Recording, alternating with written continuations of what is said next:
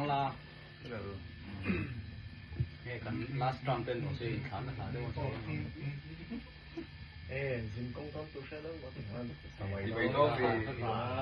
vì công công vào khá tất cả nghe rất là vui đó tất cả là tụi cái cái mình xuôi giờ mình xoay giờ đó mình xuôi bị ra đi em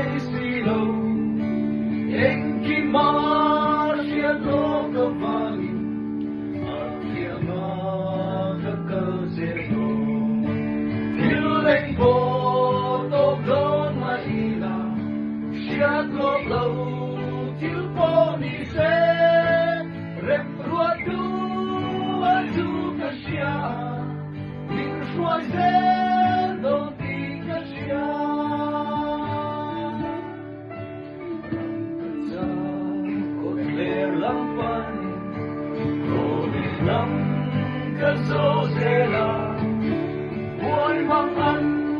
cho kênh Ghiền Mì Gõ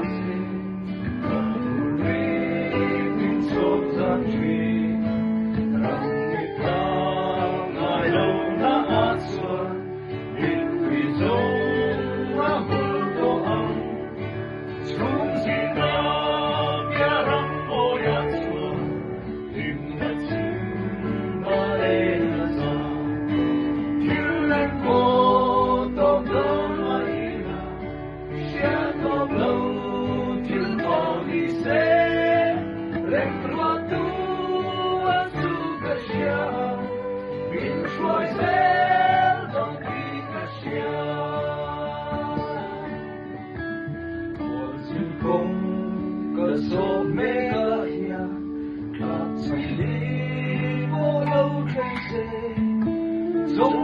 bỏ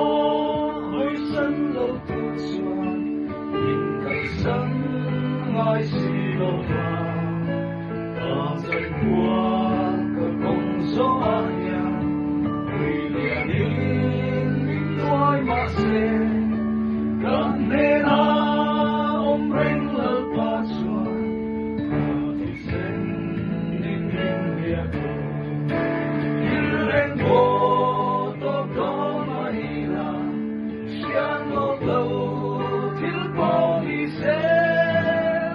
những video